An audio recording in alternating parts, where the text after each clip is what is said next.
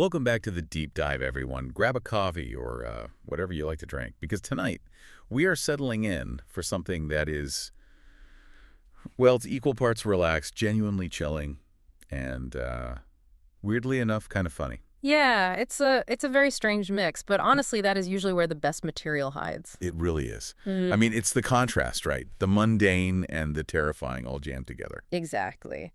And we're traveling back in time a bit for this one, so let's just set the scene for you. It is a Tuesday night, September 12th, 1967. Right, right. We are in Elmira, New York, Upstate New York, yep.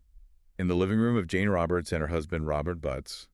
And for those of you who have been with us on previous dives, or if you're just a fan of metaphysical history, you know exactly what happens in that living room. Oh, yeah. But for the uninitiated, picture the air in that room. It's usually thick with coffee smoke and the scratching of a pen on paper. Right, because Rob is always meticulously taking notes in his own shorthand. Exactly.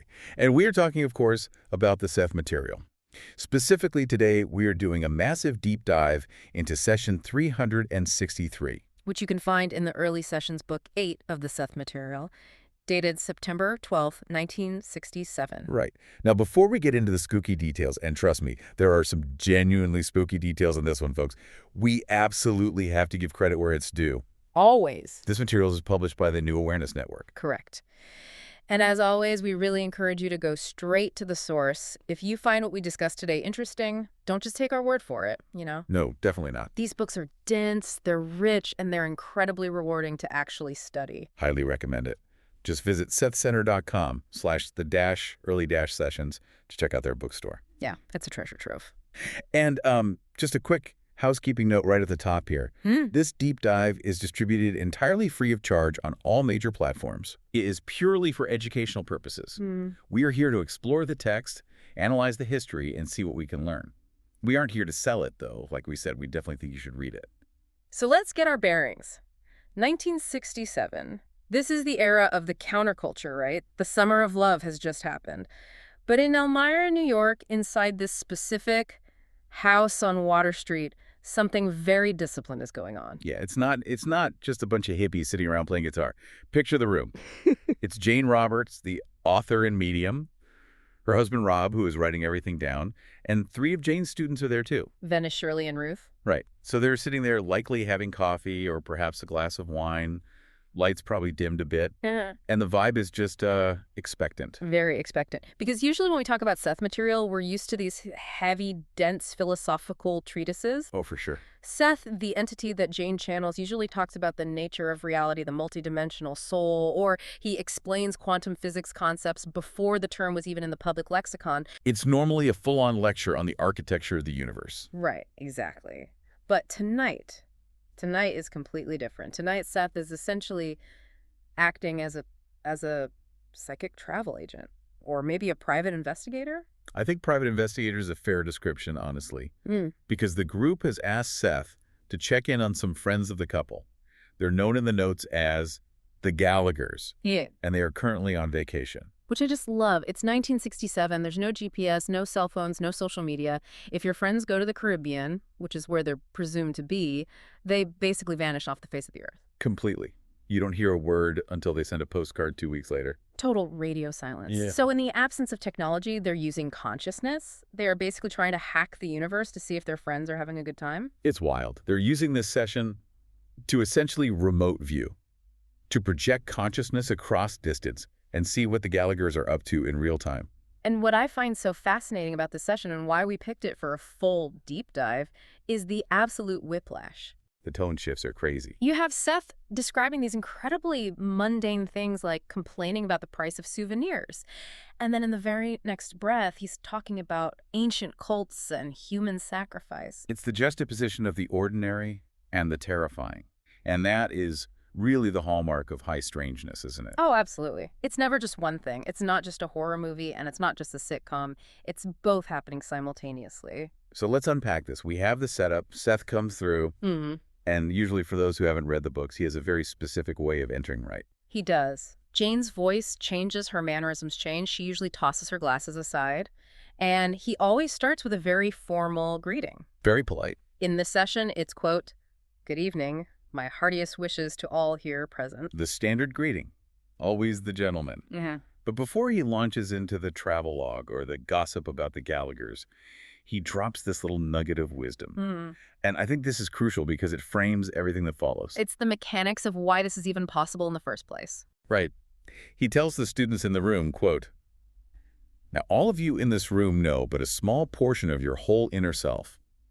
This inner self of yours, however, knows you well and guides your actions whether or not you intellectually realize its presence."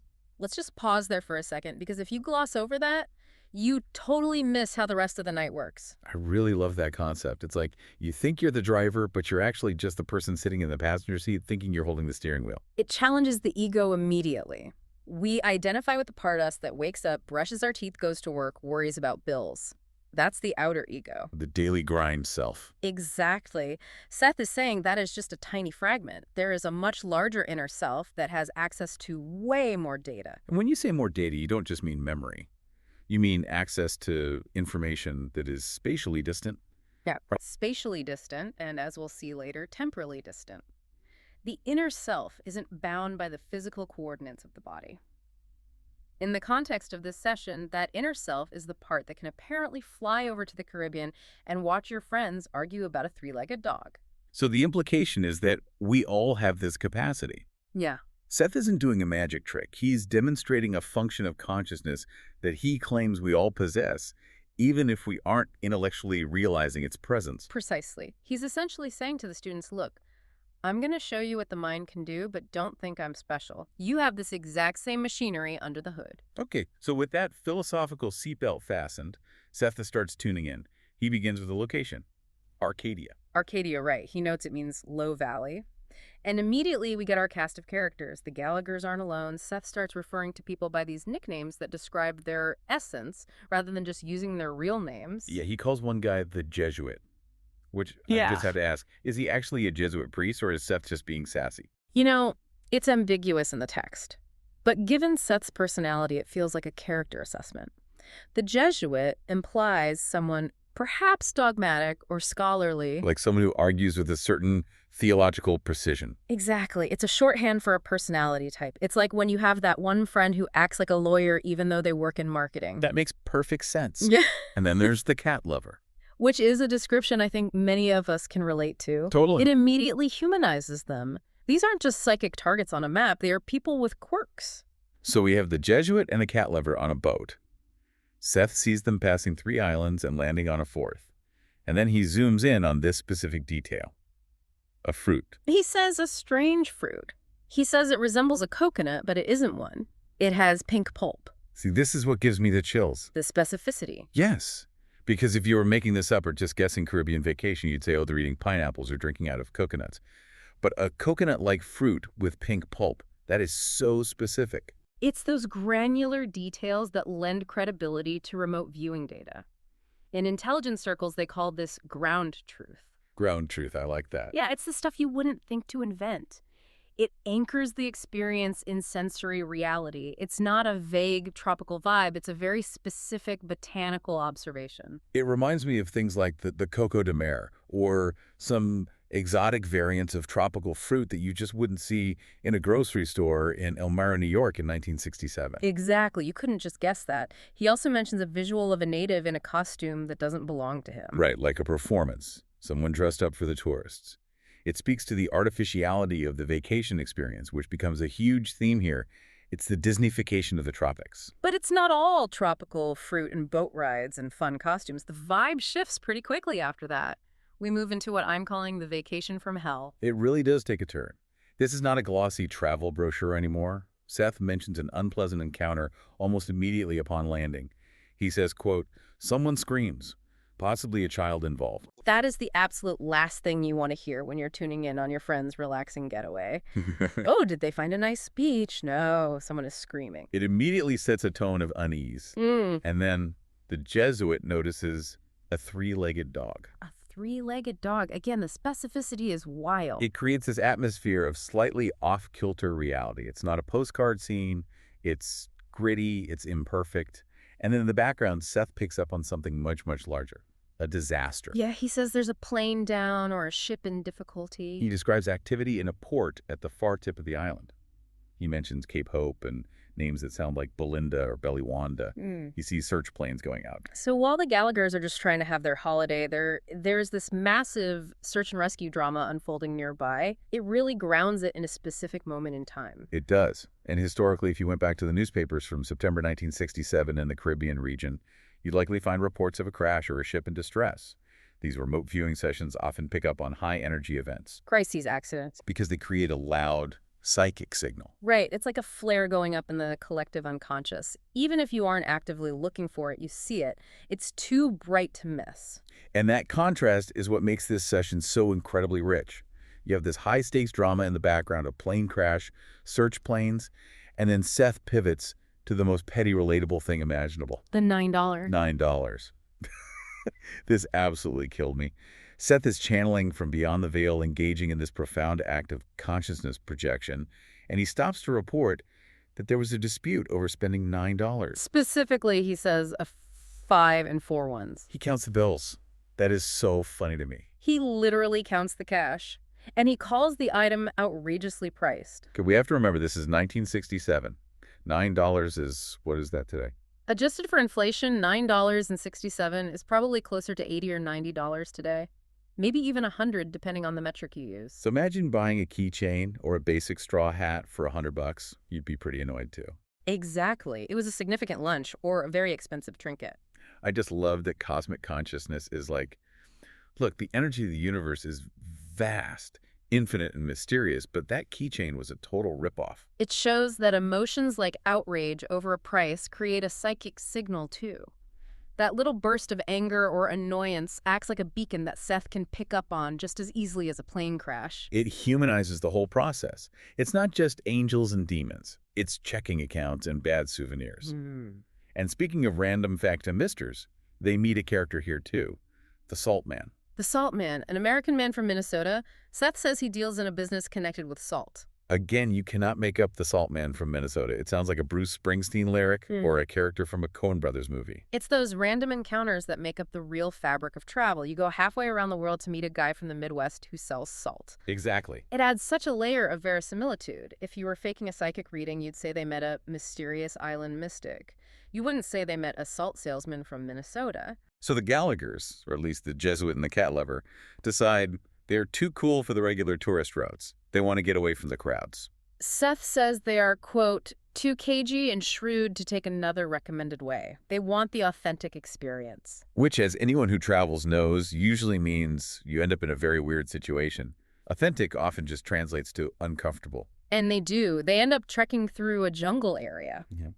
Seth describes their accommodation. It has water on one side, foliage on the other.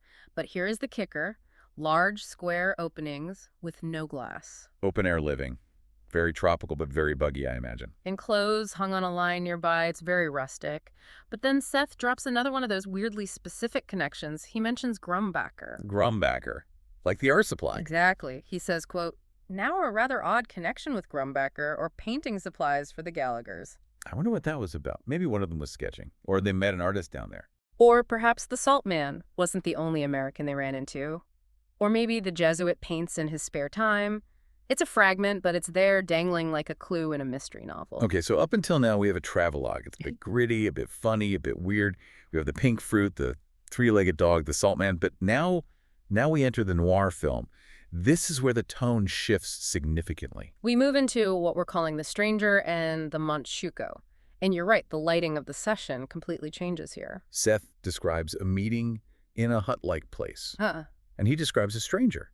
And the way he describes this guy, I can vividly see him. It's incredible. It is entirely cinematic. Seth says, quote, he is thin with a white shirt that is not fully buttoned. Classic tropical noir. It's humid. It's sticky. He does not have a beard, but his face is prickly and dark. So unshaven. Stubble. Gritty. And then the detail that really sells it. His fingers are long and stained with nicotine. You can almost smell this guy. You can smell the stale smoke and the sweat just from that description. And there's a light shining from behind him, silhouetting him in the doorway.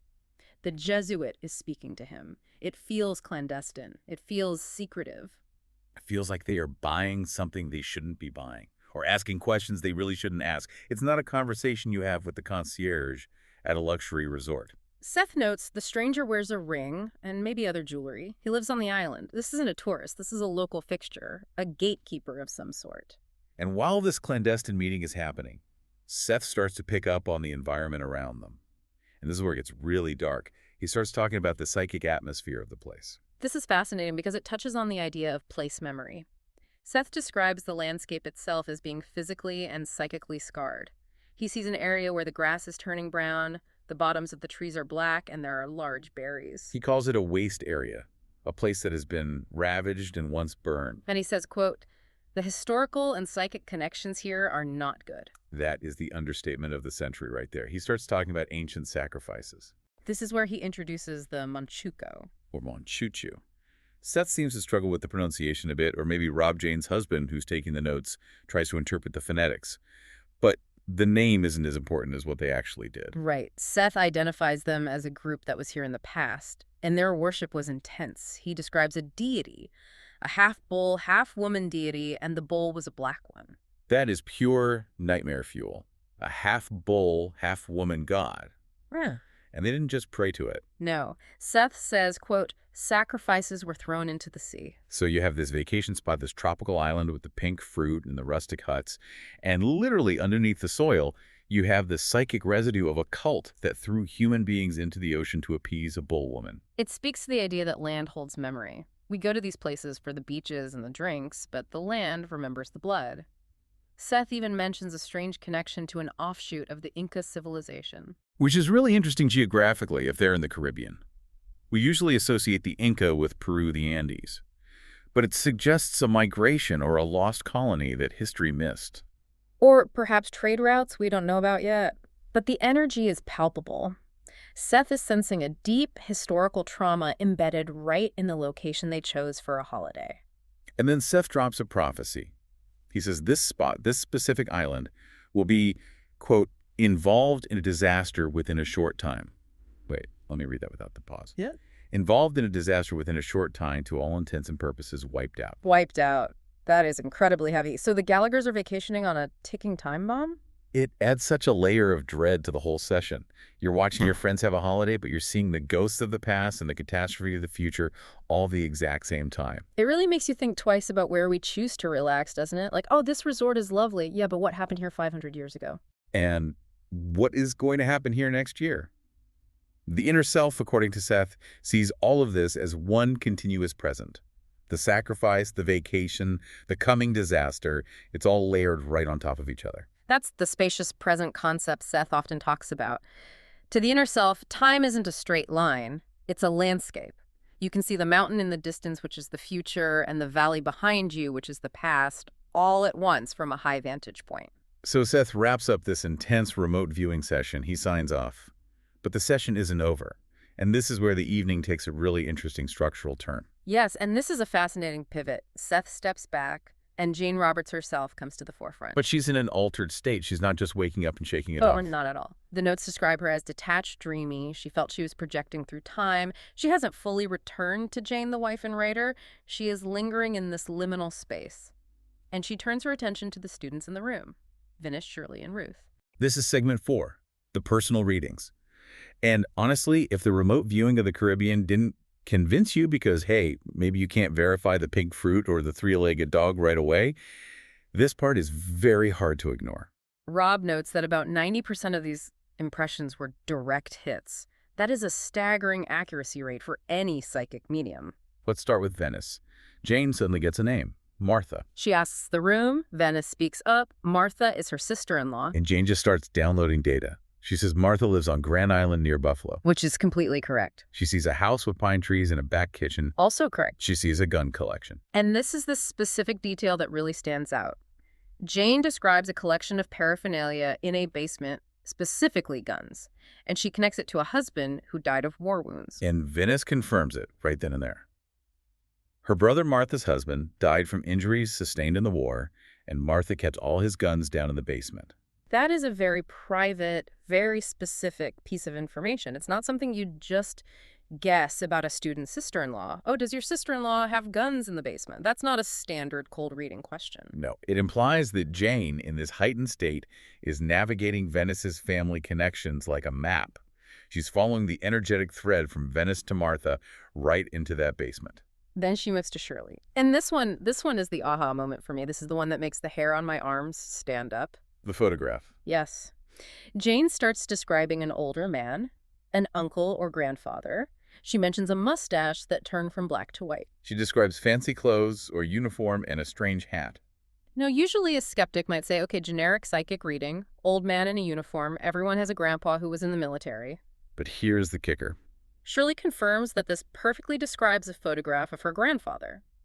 But, and this is the crucial part, it is a photograph she had only seen for the first time 4 days prior. 4 days. That completely changes the dynamic. It does. If it were a childhood memory, you could argue Jane was telepathically reading a deep-seated subconscious image that had been there for decades. But this was a fresh memory. So this isn't a deep archive pull. This is Jane reading Shirley's immediate sensory history. It suggests telepathy of the immediate present. Shirley's mind was likely still actively processing that new image. It was novel to her. And because it was fresh and perhaps emotionally resonant, Jane plucked it right out of the ether. It's amazing. It implies that our recent experiences are broadcasting a very loud signal. And finally, she turns to Ruth. This one is more tragic, but equally precise. Jane identifies an early illness of years. Ruth confirms she had tuberculosis as a child. Jane identifies a mother who died at 35. Ruth's mother died at 35 shortly after giving birth to her. And Jane identifies that Ruth was raised by an older woman, a grandmother. Which was also entirely true. So in the span of maybe 20 minutes, Jane, after channeling an entity that looked at a Caribbean island, pivots and dissects the private lives of 3 women sitting in her living room with startling accuracy. It really brings it all back home. We started with the concept of the inner self. And that is the thread that ties this all together. Seth's opening statement wasn't just a nice polite greeting. It was the thesis statement for the entire night. This inner self of yours knows you well. It knows about the pink fruit in the Caribbean. It knows about the ancient cults buried under the soil. It knows about the gun collection in the basement in Buffalo. And it knows about the photograph you looked at 4 days ago. It's all accessible. That's the wild part. It's not hidden. We just don't usually look. Yeah. We are conditioned to look outward through our physical eyes. Seth is trying to teach them and teach us to look inward, where the view is much, much wider. It's almost overwhelming when you actually think about it. If the inner self knows all this, why do we struggle to find our car keys in the morning? That's the great irony, isn't it? We have this supercomputer of consciousness, but we mainly use it to navigate traffic and choose what to eat for lunch. Seth would argue that we block this information out because if we were constantly aware of plane crashes in the Caribbean and guns in our sister-in-law's basement, we wouldn't be able to function in physical reality. Right, the filter is there for a reason. It keeps us sane. Exactly. But sessions like this show us that the filter is permeable. We can peek through the curtain if we try, or if we're guided by something like the Seth material. So what does this all mean for us? For you listening while driving to work or folding laundry right now, we aren't all channeling entities in upstate New York. I think it invites a certain curiosity about our own perceptions. When you get a sudden hunch about a friend or a strange feeling about a place you're visiting, maybe don't just brush it off. Maybe that's your inner self sending you a postcard. Precisely. It validates intuition. It suggests that gut feelings might actually be data processing from that broader inner self. And maybe check the history of your vacation spot before you book the hotel. Especially if there are any bull-women deities involved. Definitely avoid those. If the brochure says ancient sacrificial grounds, maybe swipe left. Good advice. This has been a fascinating dive into session 363. It's a reminder that the universe is strange, funny, and deeply interconnected. It gives you permission to view reality as something much bigger than just what's right in front of your face.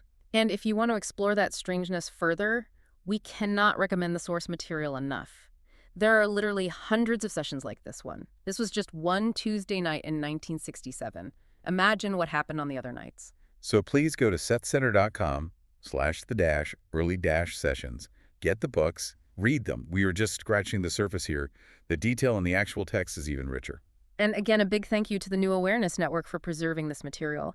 And a reminder that this deep dive is distributed free of charge on all major platforms for educational purposes. We just want to share the wonder of these archives with you. So before we go, here's a final thought to mull over.